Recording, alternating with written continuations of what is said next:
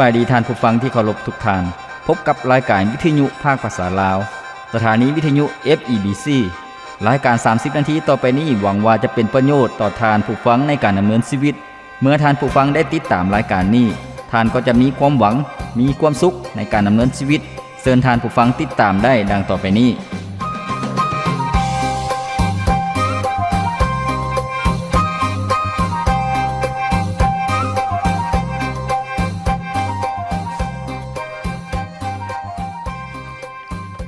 พระคำของพระเจ้าได้กล่าวไว้ว่าพระเจ้าองค์นี้เป็นที่พึ่งอันเข้มแข็งทรงจัดเตรียมทางอันปลอดภัยให้ข้าน้อยได้พระธรรม2ซามูเอลบทที่22ข้อที่33สุขสบายดีพ่อแม่พี่น้องท่านผู้ฟังที่เคารพรักทุกท่านพบกันอีกเช่นเคยกับรายการชีวิตนี้ยังมีความหวังข้าพเจ้าพรประเสริฐผู้ดำเนินรายการยินดีต้อนรับท่านผู้ฟังเข้าสู่รายการของพวกเราซึ่งรายการของพวกเราเป็นรายการที่มีจุดประสงค์เป้าหมายให้กับพี่น้องประชาชนลาวทุกๆท่านได้รับประโพธิ์ได้รับแนวคิดได้รับกำลังและได้เรียนรู้สิ่งใหม่ๆท่านผู้ฟังที่เคารพที่ผ่านมารายการของพวกเรานั้นได้นำเสนอให้กับท่านผู้ฟังในหลายๆหัวข้อหลายๆภาคส่วนและรายการของพวกเราได้ออกอากาศทุกๆมื้อท่านผู้ฟังผ่านทั้งวิทยุช็อตเวฟท่านผู้ฟังตอนเช้าและตอนแลงตอนเช้าก็คือ 6:30 ถึง 7:00 นแล้วก็ตอนแรง 18:30 ถึง 19:00 นในช่วงตอนเช้าอยู่ในคลื่น Short Wave 9795ท่านผู้ฟังแล้วก็ส่วนตอนแรงก็คืออยู่ในคลื่น Short Wave 12095นั่นก็คือคลื่นของรายการของพวกเราผ่านทางวิทยุท่านผู้ฟังบ่เพียงแต่เท่านั้นรายการของพวกเรายังได้นำเสนอผ่านทางอินเทอร์เน็ตก็คือผ่านทาง YouTube แล้วก็ผ่านทาง Facebook ท่านผู้ฟังเพียงแต่ท่านผู้ฟังพิมพ์ภาษาอังกฤษเข้าไปคำว่า FEBC ลาวท่านผู้ฟังก็จะเห็นรายการของพวกเราเป็นหัวข้อเป็นภาคส่วนท่านผู้ฟังสามารถฟังสดแล้วก็ฟังย้อนหลังได้เชื่อว่าจะให้แง่คิดที่ดีสำหรับท่านผู้ฟังในมื้อที่ผ่านมาพวกเราได้รับฟังได้รับประพรนำกันในหัวข้อที่บอกว่ายึดมั่นพระเจ้าไว้แน่นท่านผู้ฟังและมื้อนี้เองพวกเราจะรับฟังได้รับประพรในหัวข้อใหม่ซึ่งเป็นหัวข้อที่มีชื่อว่าความหักที่สมบูรณ์แบบท่านผู้ฟังเมื่อกล่าวถึงความหักท่านผู้ฟังหลายท่านก็ฮู้จักแล้วก็ลึ่งเคยแล้วก็เข้าใจดีท่านผู้ฟังซึ่งวันที่14กุมภาพันธ์วันแห่งความหักหาก็ผ่านไปบ่พอเท่าใดมื้อท่านผู้ฟังเมื่อกล่าวถึงความหักหลายๆคนก็ปรารถนาอยากมีความหักที่อบอุ่นอยากมีความสุขความสมหวังในความหักสำหรับคนที่ตนเองหักท่านผู้ฟังหลายๆคนก็มีนิยามมีความเข้าใจเกี่ยวกับความรักแตกต่างกันไปท่านผู้ฟังบางคนบอกว่าความรักแม่นการเสียสละบางคนบอกว่าความรักแม่นการให้ทุกสิ่งทุกอย่างบางคนบอกว่าความรักนั้นเป็นสิ่งที่ยืนยาวบางคนบอกว่าความรักเป็นสิ่งที่บ่มีเงื่อนไขความรักเป็นสิ่งที่สวยงามท่านผู้ฟังหลายๆคนก็มีความเข้าใจเกี่ยวกับนิยามเรื่องความรักที่แตกต่างกันไปท่านผู้ฟังที่เคารพถึงจังไดก็แล้วแต่เมื่อกล่าวถึงความรักของคนเฮาก็มีความจำกัดความรักของคนเฮาก็ยังมีข้อขาดตกบกพร่องยังมีเงื่อนไขต่างๆนานาท่านผู้ฟังยังมีหลายๆอย่างฉะนั้นความรักของคนเฮานั้นบ่ได้ครบถ้วนบ่ได้สมบูรณ์เพราะว่าอาจจะถูกจำกัดทางด้านความรู้ความสามารถหรือว่าถูกจำกัดในด้านสถานที่หรือว่ากำลังต่างๆแต่ว่ามื้อนี้เองพวกเราจะเรียนรู้เรื่องความรักที่สมบูรณ์แบบท่านผู้ฟังเป็นหยังความรักจึงเป็นความรักที่สมบูรณ์แบบความรักที่สมบูรณ์แบบก็ต้องมาจากผู้ที่สมบูรณ์แบบนั่นก็คือพระเจ้าผู้ทรงเป็นพระเจ้าผู้ทรงสมบูรณ์แบบพระองค์ทรงเป็นพระเจ้าและพระเจ้าก็เป็นพระเจ้าแห่งความรักท่านผู้ฟังคำแนะนำคำสอนเกี่ยวกับความรักที่ได้บันทึกไว้ก็คืออยู่ในพระคิดธรรมคัมภีร์ซึ่งเป็นถ้อยคำของพระเจ้าพระเจ้าได้กล่าวถึงความรักแนวใดท่านผู้ฟังให้พวกเรามาฟังนำกันอยู่ในพระธรรม1โครินโธบทที่3ข้อที่4ถึงข้อที่8ท่านผู้ฟังซึ่งได้กล่าวไว้ว่าความรักก็อดทนดนนานความรักคือความเมตตากรุณาความรักบ่หึงสาบ่อวดอ้างบ่จองหองบ่เฮ็ดการอันบ่สุภาพบ่คิดเห็นประโยชน์ส่วนตัวแต่ฝ่ายเดียวบ่มีใจห้ายง่าย บ่มักจดจำความผิดบ่ยินดีในการอธรรมแต่ยินดีในการสัตย์จริงความรักสู่ทนทุกสิ่งเชื่อทุกสิ่งไว้วางใจในทุกสิ่งและเพียรอดทนเอาทุกสิ่งถึงแม้นการประกาศพระธรรมก็จะถูกยกเลิกหรือการเว้าภาษาแปลกๆก็จะเซาและวิชาความรู้ก็จะถูกยกเลิกเสียแต่ความรักจะตั้งมั่นคงอยู่ตลอดไปท่านผู้ฟังที่เคารพนี่ก็คือนิยามความหมายเรื่องความรักเป็นความรักที่สมบูรณ์แบบที่พระคิดธรรมคัมภีร์ซึ่งเป็นพระคำของพระเจ้าได้สั่งสอนไว้ท่านผู้ฟังที่เคารพความรักที่พวกเฮากำลังกล่าวถึงนี้พวกเฮาสามารถสัมผัสได้พวกเฮาสามารถรับได้ท่านผู้ฟังพวกเฮาสามารถได้รับความรักที่สมบูรณ์แบบนี้ก็คือการเชื่อวางใจในพระเยซูเจ้าผู้ทรงเป็นความรักนี้บ่แม่นเป็นความรักที่อยู่ไกลบ่แม่นความรักที่ละเมอเพ้อฝันอยู่ไกลเกินพวกเฮาแต่เป็นความรักที่พวกเฮาสามารถรับได้เมื่อพวกเฮาเชื่อวางใจในพระเยซูเจ้าพระวิญญาณบริสุทธิ์เจ้าก็อยู่ในชีวิตของพวกเฮาซึ่งในพระธรรมโรมบทที่5ข้อที่8ได้กล่าวไว้ว่าความรักของพระเจ้าได้หลั่งไหลเข้าสู่ชีวิตของพวกเฮาโดยผ่านทางพระวิญญาณบริสุทธิ์เจ้าดังนั้นเมื่อพวกเฮาได้รับความรักจากพระเยซูเจ้าพวกเฮาก็สามารถแบ่งปันความรักของพระเจ้าที่เต็มล้นอยู่ในชีวิตของพวกเฮานั้นไปถึงชีวิตของคนอื่นๆได้เป็นความรักที่มหัศจรรย์เป็นความรักที่สวยสดงดงามท่านผู้ฟังดังนั้นท่านผู้ฟังที่เคารพท่านผู้ฟังท่านใดที่รับเชื่อวางใจในพระเยซูเจ้าให้พวกเฮาที่จะเปิดโอกาสให้ความรักของพระเจ้านั้นเคลื่อนไหวให้ความรักของพระเจ้านั้นเฮ็ดเวียกในชีวิตของพวกเฮาเต็มล้นอย่างเต็มที่เพื่อคนอื่นจะเห็นความรักของพระเจ้าในชีวิตของพวกเขาท่านใดที่ยังบ่ได้เชื่อวางใจในพระเยซูเจ้าหากท่านผู้ฟังอยากรับความรักอันบริสุทธิ์ความรักที่สมบูรณ์แบบก็ให้ท่านผู้ฟังเชื่อวางใจในพระเยซูเจ้าขอบพระคุณพระเจ้าท่านผู้ฟังก่อนที่พวกเขาจะเรียนรู้รายละเอียดเกี่ยวกับความรักที่สมบูรณ์แบบว่าเป็นแนวใดและพวกเขาสามารถถอดถอนบทเรียนเอามาประยุกต์ใช้ในชีวิตของพวกเขาแนวใดให้พวกเขาพักฟังเพลงจากรายการของพวกเขาก่อนจัก1เสียงเพลงและพวกเขาจึงมารับพรนำกันในช่วงต่อไปจากวันที่พระองค์ได้ทรงทนทรมานรับความบาปของข้าไปที่ไม่กางแค้นวันนี้ข้าจึงได้รู้ว่าชีวิตของข้านั้นมีความหมายความรักของพระองค์เป็นรักที่ยิ่งใหญ่พระองค์ยอมตายเพื่อไทยที่ไม่กางแค้นเปลี่ยนข้าให้มีชีวิตใหม่ให้ข้าพบชีวิตแท้ในพระองค์พระองค์ทรงพระชนพระองค์เป็นคืนมาแล้วและวันนี้ข้าจึงได้พบกับชีวิตที่อัศจรรย์เพราะว่าองค์พระเยซูพระองค์ทรงเป็นพระเจ้าของข้าทรงไถ่ช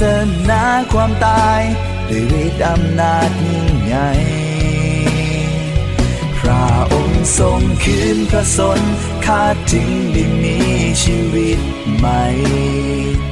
พระองค์เป็นพระผู้ไถ่ข้าจึงฮ้องสรรเสริญแด่พระองค์ผู้เดียวเท่านั้นผู้ไถ่ชนะความตาย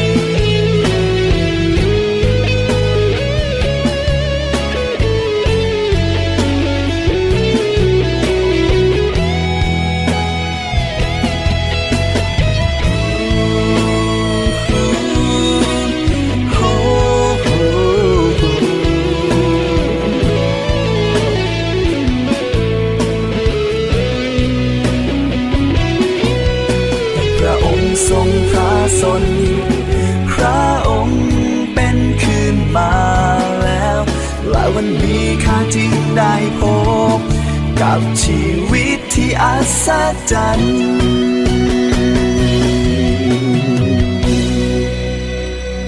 เพราะว่าองค์พระเยซูพระองค์ทรงเป็นพระเจ้าของข้าทรงไถ่ชนะความตายด้วยฤทธิ์อำนาจยิ่งใหญ่โอ้พระองค์ทรงคืนพระชนข้าจึงได้มีชีวิตใหม่พระองค์เป็นพระผู้ไถ่ข้าจึงห้องสรรเสริญแด่พระองค์ผู้เดียวเท่านั้นทรงใส่เสื้อลายของตาพระองค์ทรงเป็นพระเจ้าของข้าทรงใส่เสื้อ แม้แล้วองค์พระเยซูเจ้าพระองค์ทรงหักพวกเขาพระองค์ทรงยอมตายแทนพวกเขา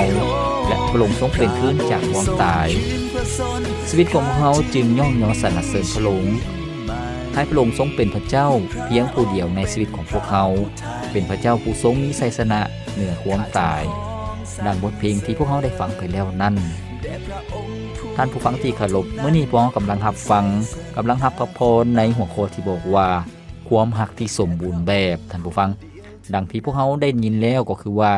ความหักในโลกนี้เป็นสิ่งที่หายากท่านผู้ฟังเพราะว่าเนื่องจากสังคมมีความกดดันเศรษฐกิจฝืดเคืองเงินเฟ้อการหาเงินหาคำก็ทุกข์ยากลำบากคนเฮาก็มีความกดดันหลายคนก็ต้องเห็นแก่โตวเอาชีวิตรอดเป็นยอดดีท่านผู้ฟังฉะนั้นความหักจึงหายากถึงแม้ว่าความหักจะหายากแต่ว่ามีความหักที่แท้จริงมีความหักที่สมบูรณ์แบบเป็นความหักที่มาจากพระเจ้าซึ่งเป็นความหักที่พวกเขากำลังเว้าถึงนี้ให้พวกเขามาเรียนรู้นำกันท่านผู้ฟังความหักที่สมบูรณ์แบบเป็นสิ่งที่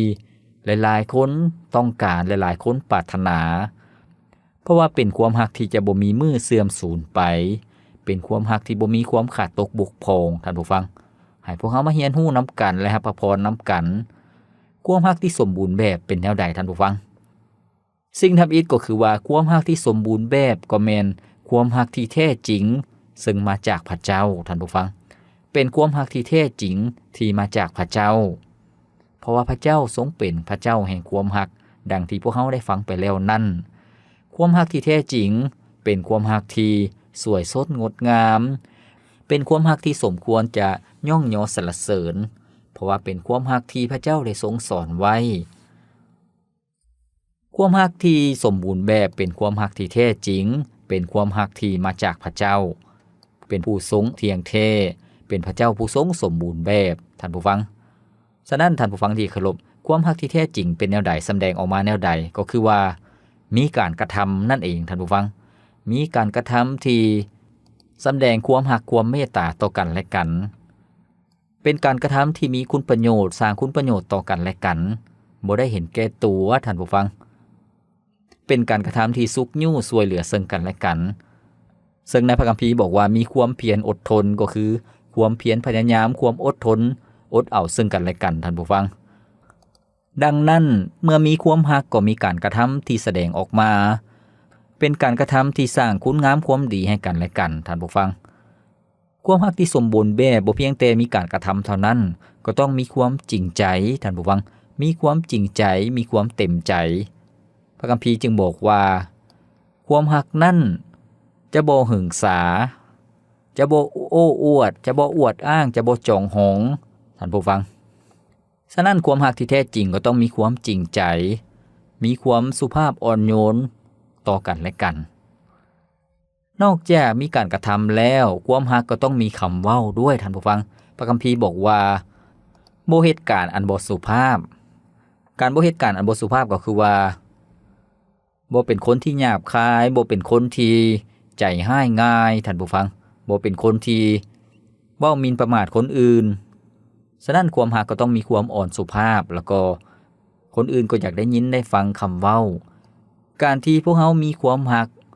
พวกเขาบ่เพียงแต่แสดงออกเป็นการกระทำเท่านั้นในการช่วยเหลือซึ่งกันและกัน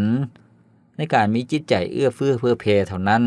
คำเว้าของพวกเขานั้นก็ต้องเป็นคำเว้าที่อ่อนสุภาพพวกเขาจะเห็นบางคนเบิ่งคือว่าหักมีเครื่องของให้ก็แบ่งปันให้กับคนอื่น แต่ว่าคำเว้านั่นบ่สุภาพเป็นคำเว้าที่หยาบคายเป็นคำเว้าที่เสียงดังเป็นคำเว้าที่บ่ได้ให้เกียรติคนอื่นสิ่งนั้นก็บ่ได้หมายถึงมาจากความรักแท้ๆความรักก็บ่ได้สมบูรณ์แบบในคนนั้นท่านผู้ฟังความรักที่แท้จริงความรักที่สมบูรณ์แบบเป็นความรักที่แท้จริงมาจากพระเจ้าก็คือว่ามีการกระทำมีความจริงใจ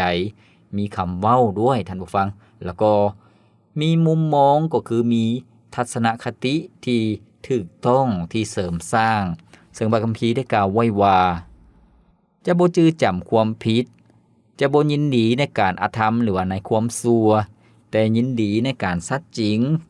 ความรักสู่ทนทุกสิ่งเชื่อทุกสิ่งไว้วางใจในทุกสิ่งและเพียรทนเอาทุกสิ่งแม่นแล้วท่านผู้ฟังเมื่อพวกเฮามีความรักพวกเฮาก็ต้องเบิ่งโลกในแง่ดีมีความหวังในคนนั้นอยู่เสมอท่านผู้ฟังก็คือว่าเชื่อในส่วนดีของเราอยู่เสมอบ่ต้องจื้อจำความผิดพลาดในชีวิตของคนนั้น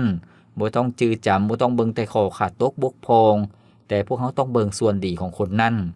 นั่นก็คือความรักท่านผู้ฟังขอบพระคุณพระเจ้าเบาแนวนี้บ่ได้หมายความว่าพวกเฮาจะเห็นดีเห็นพร้อมกับความบาปความผิดต่างๆสิ่งเหล่านั้นบ่ได้เฮ็ดให้พวกเฮาปิติยินดีพวกเฮาบ่ได้เห็นดีนํการเฮ็ดผิดศีลธรรมความบาปต่างๆท่านผู้ฟังแต่ว่าเมื่อคนที่เฮ็ดผิดนั้นทิ่มใจเก่าเอาใจใหม่กลับใจแล้วบ่เฮ็ดผิดอีกแล้วพวกเฮาก็ต้องให้อภัยให้โอกาสแต่พวกเฮาก็ต้องให้อภัยแล้วก็ให้โอกาสคนนั้นที่จะกลับมาสร้างเนื้อสร้างตัวดำเนินชีวิตใหม่เริ่มต้นใหม่ท่านผู้ฟังนั่นก็คือความรักที่สมบูรณ์แบบขอบพระคุณพระเจ้าท่านผู้ฟังในพระคำของพระเจ้าก็ได้บอกพวกเฮาอย่างชัดเจนการที่พวกเฮาแสดงความรักแสดงน้ำใจต่อกับคนอื่นบ่เพียงแต่คำเว้าพวกเฮาก็ต้องมีการปฏิบัติหรือว่ามีการประพฤติพวกเฮาต้องแสดงออกมาท่านผู้ฟังพวกเฮาต้องเฮ็ดออกมาเพื่อจะให้ความรักนั้นครบถ้วนสมบูรณ์ซึ่งในพระคำของพระเจ้าในพระธรรม1โยฮันบทที่3ข้อที่18ได้กล่าวไว้ว่าลูกน้อยทั้งหลายเอ๋ยอย่าให้พวกเขารักกันด้วยคำเว้าและด้วยปากเท่านั้นแต่จงแสดงความรักอันแท้จริงด้วยการกระทำแม่นแล้วท่านผู้ฟังบางคนบอกว่ารักคนอื่นเป็นห่วงเป็นใยคนอื่นแต่บ่เคยที่จะสุกยิ้วช่วยเหลือคนอื่นท่านผู้ฟังถึงแม้ว่าตนเองมีกำลังตนเองก็บ่ได้ซอยเขาเจ้าดังนั้นการที่พวกเขาแสดงความรักให้กับคนอื่นเบิ่งเขาเจ้าว่าทุกข์ยากขาดเขินอย่างแดบางคนบ่มีข้าวกินบางคนบ่มีเครื่องนุ่งห่มบางคนบ่มียาปัวพยาธิฉะนั้นเมื่อพวกเขามีกำลังเมื่อพวกเขามีสิ่งที่พวกเขาดังนั้นเมื่อพวกเขามีพวกเขาก็ต้องแบ่งปันให้กับเขาเจ้าเป็นการแสดงน้ำใจว่าพวกเขารักและก็ห่วงใยเขาเจ้าแท้ๆท่านผู้ฟังบ่แม่นเพียงแต่บอกว่าให้ไปดีมีสุขเด้อแต่ว่าบ่ได้มีส่วนบ่ได้ซอยเหลือเขาหยังจักดีอันนั้นก็บ่ถูกต้องท่านผู้ฟังฉะนั้นความรักที่สมบูรณ์แบบโดยเฉพาะท่ามกลางผู้ที่เชื่อวางใจในพระเยซูเจ้าความรักที่สมบูรณ์แบบนั้นก็ต้องสุขยู่ช่วยเหลือซึ่งกันและกันท่านผู้ฟังสุขยู่ช่วยเหลือซึ่งกันและกันทางด้านชีวิตการเป็นอยู่เครื่องนุ่งห่มอาหารการกินต่างๆพวกเขาต้องช่วยเหลือซึ่งกันและกันตามกำลังความสามารถของพวกเขาพระคัมภีร์บอกว่าพวกเขาต้องแบกรับภาระซึ่งกันและกันก็คือว่าช่วยเหลือซึ่งกันและกัน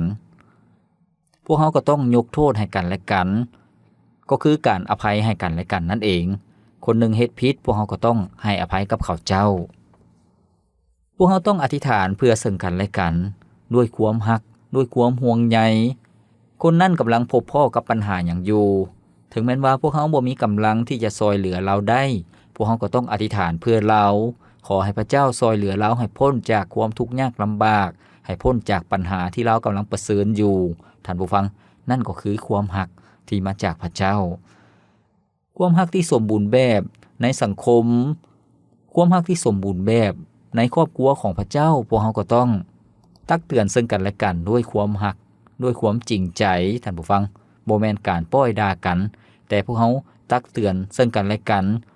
ด้วยความห่วงใยคนนี้อาจจะเฮ็ดผิดพลาดในด้านนี้พวกเราก็ต้องตักเตือนซึ่งกันและกันด้วยความอ่อนสุภาพด้วยใจเอื้อเฟื้อเผื่อแผ่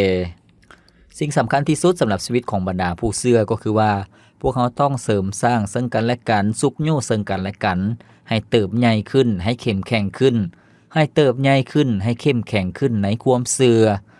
ซึ่งดังที่พวกเขาได้ฟังไปแล้วก็คือว่าชีวิตคริสเตียนทุกคนนั้นต้องมีความมุ่งมั่นปรารถนาที่จะเติบใหญ่ขึ้นในความเชื่อที่จะเป็นคือกันกับองค์พระเยซูเจ้าผู้ทรงเป็นแบบอย่างในความเชื่อของพวกเขาหากพวกเขามีความมุ่งมั่นปรารถนาอยากดำเนินชีวิตคือกันกับองค์พระเยซูเจ้าพระเจ้าก็ทรงได้รับเกียรติในชีวิตของพวกเขาพระเจ้าก็ทรงอวยพรในชีวิตของพวกเขาท่านผู้ฟังความรักเป็นสิ่งที่สวยงามดังที่พวกเขาได้ฟังไปก็คือว่าในสังคมนี้ดังที่พวกเขาได้ฟังไปก็คือว่าในยุคปัจจุบันนี้ในสังคมเฮาความรักมีความแห้งแล้งหลายคนมีใจคับแคบท่านผู้ฟังแต่อย่าให้พวกเขามีใจคับแคบบ่ได้มีความรักต่อกับคนอื่นๆสิ่งที่พวกเขาต้องเอาใจใส่ก็คือว่าเมื่อพวกเขารักคนอื่นๆบ่ว่าด้วยการกระทำบ่ว่าด้วยคำเว้าการช่วยเหลือการแบ่งปันต่างๆพวกเขาก็ต้องรักเขาเจ้าทุกสิ่งทุกอย่างที่พวกเขากระทำก็ด้วยความเต็มใจด้วยความจริงใจท่านผู้ฟังบ่แม่นด้วยความฝืนใจหรือว่าด้วยความบ่พออกบ่พอใจอยู่ภายในบ่แม่นแนวนั้นแต่พวกเขาต้องรักคนอื่นๆด้วยความจริงใจดังนั้นทุกสิ่งทุกอย่างที่พวกเขากระทำลงไปที่พวกเขาเฮ็ดลงไปด้วยความรักก็จะมีแต่ความปิติยินดีท่านผู้ฟังนั่นก็คือความรักที่สมบูรณ์แบบที่พวกเขาได้รับจากพระเจ้าพวกเขาได้รับฟรีๆพวกเขาก็ต้องให้คนอื่นฟรีๆเช่นเดียวกันพวกเขาก็ต้องแบ่งปันให้กับคนอื่นๆฟรีๆเช่นเดียวกันท่านผู้ฟังต่อไปนี้ข้าพเจ้าจะนำท่านผู้ฟังมาเบิ่งตัวอย่างชีวิตของชายคนหนึ่งจากชีวิตจริงของเพิ่นที่เพิ่นฮักพระเจ้าอย่างเก่งพระเจ้าและได้รับความฮักจากพระเจ้าดังนั้นชีวิตของเพิ่นจึงสำแดงความฮักออกมาต่อกับคนอื่นๆชายผู้นั้นก็ชื่อว่าโยเซฟท่านผู้ฟังซึ่งเรื่องราวของเราก็ได้ถูกบันทึกไว้ในพระคัมภีร์คัมภีร์ในพระธรรมปฐมกาลท่านผู้ฟังโยเซฟเป็นคนที่ฮักพระเจ้าอย่างเก่งพระเจ้าแต่ว่าบรรดาอ้ายของเราพากันอิจฉาแล้วก็พยายามกำจัดโยเซฟและก็จับโยเซฟนั่นไปขายไปเป็นทาสอยู่ที่ประเทศอียิปต์แต่ว่าพระเจ้าทรงอวยพรชีวิตของโยเซฟให้เราได้เป็นใหญ่เป็นผู้นำห้องจากกษัตริย์ฟาโรห์แห่งประเทศอียิปต์บรรดาอ้ายๆของเราจึงมาเพิงพาอาศัยเราท่านผู้ฟังโยเซฟก็ได้ให้อภัยต่อกับบรรดาอ้ายๆของเราหลังจากที่พ่อของเขาเจ้าได้เสียชีวิตแล้วพวกอ้ายของโยเซฟก็พากันรู้สึกย่านกลัวรู้สึกบ่มั่นคงรู้สึกบ่ปลอดภัยย่านว่าโยเซฟจะฆ่าเขาเจ้าทั้งครอบครัวของเขาเจ้าแล้วก็เพื่อเป็นการล้างแค้นท่านผู้ฟังเพื่อเป็นการแก้แค้นเหตุการณ์นี้บันทึกไว้อยู่ในพระธรรมปฐมกาลบทที่50ข้อที่18ถึงข้อที่21ได้กล่าวไว้ว่าแล้วพวกอ้ายของโยเซฟก็พากันมาหาโยเซฟโดยตนเองและขับลงต่อหน้าเพิ่นพวกเขาเว้าว่าพวกเขาอยู่ที่นี่เหมือนผู้รับใช้ของทานโยเซฟกล่าวแก่พวกเขาว่าอย่าย่านเลยค่อยบ่สามารถยกตัวเองขึ้นไปแทนพระเจ้าได้ดอกพวกเจ้าได้เฮ็ดเรื่องซัวซ่าต่อค่อยแต่พระเจ้าได้หันเปลี่ยนให้เป็นเรื่องดีเพื่อช่วยชีวิตหลายๆคนให้ยังมีชีวิตอยู่จนทุกวันนี้ย้อนเหตุการณ์ที่ได้เกิดขึ้นนั้นบัดนี้อย่าย่านเลยค่อยจะปกปักรักษาพวกเจ้าพร้อมทั้งลูกหลานของพวกเจ้าทุกคนเพิ่นเว้าอ่อยใจพวกเขาด้วยถ้อยคำที่สุภาพอ่อนโยนท่านผู้ฟังที่เคารพนี่ก็คือตัวอย่างจากชีวิตของโยเซฟที่เพิ่นได้ให้อภัยแก่พวกอ้ายๆของเราท่านผู้ฟังอ้ายของเราหลายคนพยายามฆ่าถึงแม้ว่าอ้ายของเราหลายคนพยายามทำให้ชีวิตของเราแต่ว่าเราก็ยังให้อภัยกับเขาเจ้าและให้โอกาสแก่เขาเจ้าถึงแม้ว่าโยเซฟได้เป็นเจ้าเป็นนายในประเทศอียิปต์ในเวลานั้นแต่โยเซฟเองบ่ได้โอ้อวดบ่ได้จ่องหองแต่โยเซฟเองบ่ได้โอ้อวดโยเซฟยังเป็นคนที่สุภาพอ่อนโยนเพิ่นให้อภัยแก่อ้ายของเพิ่นได้17ปีแล้วท่านผู้ฟังเพิ่นลืมหมดแล้วโยเซฟได้ให้อภัยแก่อ้ายของเรา17ปีผ่านมาแล้วและเราลืมหมดแล้วท่านผู้ฟังซึ่งข้อที่17ได้บอกว่าเมื่อโยเซฟได้ยินเรื่องนี้แล้วเพิ่นก็ร้องไห้โยเซฟมีความโศกเศร้าเสียใจจึงร้องไห้ย้อนว่า อ้ายของลาวยังคิดว่าลาวยังจะแก้แค้นอยู่แต่บ่แม่นแนวนั้นโยเซฟได้ให้อภัยแล้วก็โยเซฟได้บอกพวกอ้ายของลาวว่าบ่ต้องย่านเพราะว่าเราจะเป็นผู้ที่ปกปักรักษาแล้วก็เลี้ยงดูครอบครัวของอ้ายทุกคนแล้วก็เลี้ยงดูเบิ่งแยงลูกเต้าของพวกเขาเจ้าอีกด้วยท่านผู้ฟังนั่นก็คือคำสัญญาของโยเซฟท่านผู้ฟังที่เคารพจากชีวิตของโยเซฟที่ฮักพระเจ้ายำเก่งพระเจ้าแล้วก็สำแดงความฮักให้กับคนอื่นๆแม้แต่คนที่เคยทำให้ชีวิตของลาวพระเจ้าก็ทรงอวยพรชีวิตของลาวท่านผู้ฟังซึ่งข้อที่20ได้บอกว่าพวกเจ้าได้เฮ็ดเรื่องชั่วซ่าต่อคอยแต่พระเจ้าได้หันเปลี่ยนให้เป็นเรื่องดีเพื่อช่วยชีวิตของหลายๆคนให้ยังมีชีวิตอยู่ได้จนทุกวันนี้ย้อนเหตุการณ์ที่ได้เกิดขึ้นนั้นแม่นแล้วท่านผู้ฟังนี่ก็คือตัวอย่างจากชีวิตของคนที่ฮักพระเจ้าถึงแม้ว่าได้มีเรื่องร้ายแรงที่เกิดขึ้นปัญหาที่ร้ายแรงเกิดขึ้นในชีวิตแต่ว่าพระเจ้าจะทรงเปลี่ยนสิ่งร้ายให้กลายเป็นสิ่งดีสำหรับคนที่ฮักพระองค์ท่านผู้ฟังขอบพระคุณพระเจ้าดังนั้นท่านผู้ฟังที่เคารพมื้อนี้พวกเราได้รับฟังนํกันในหัวข้อที่บอกว่าความฮักที่สมบูรณ์แบบเป็นความฮักที่มาจากพระเจ้าให้พวกเรารับความฮักที่มาจากพระเจ้าแล้วก็แบ่งปันความฮักให้กับคนอื่นๆที่คนอื่นๆจะได้รู้ว่าพระเจ้าที่พวกเราเชื่อวางใจเป็นพระเจ้าองค์ทรงชีวิตอยู่และพวกเราสามารถสัมผัสกับพระเจ้าได้สัมผัสกับความฮักของพระเจ้าได้ท่านผู้ฟังข้าพเจ้าหวังอย่างยิ่งว่าชีวิตของท่านผู้ฟังจะมีประสบการณ์ส่วนตัวกับพระเจ้าชีวิตของท่านผู้ฟังจะเป็นชีวิตที่อบอุ่นครอบครัวของท่านผู้ฟังจะเป็นครอบครัวที่อบอุ่นญาติพี่น้องของท่านผู้ฟังหมู่เพื่อนของท่านผู้ฟังก็จะได้สัมผัสกับความรักที่มาจากพระเจ้าผ่านทางชีวิตของท่านผู้ฟังขอบพระคุณพระเจ้าท่านผู้ฟังที่เคารพรายการของเราดำเนินมาฮอดนี้ก็สิ้นสุดเพียงเท่านี้ข้าพเจ้าพรประเสริฐผู้ดำเนินรายการขอกล่าวคำว่าขอพระเจ้าอวยพรท่านผู้ฟังทุกท่านพบกันใหม่ในมื้อต่อไปสบายดีบ่มีแห่งจะเดินอีกต่อไปพระเจ้าเป็นทุกคำตอบและทรงอยู่บ่ไกลขอเพียงยอมเปิดใจให้พระองค์เมื่อชีวิตมีปัญหาเมื่อพายุโถมเข้าใส่ความหวังทั้งหัวใจขอฝากไว้ที่พระองค์พระองค์บ่เคยปาทิ้งให้ต้องเดินอยู่ลำพังชีวิตคือความหวังในพระองค์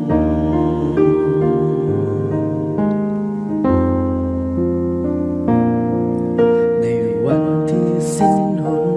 ทางเพียงวางภาระลงพระองค์จะดูแลบ่ห่างไกลกับจุดได้ทุก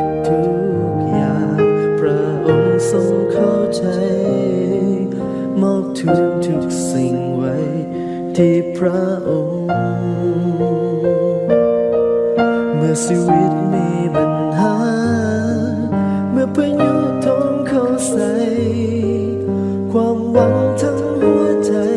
ขอฝากไว้ที่พระองค์พระองค์บ่เคยปาทิ้งให้ต้องเดินอยู่ลำพังชีวิตคือความหวังในพระองค์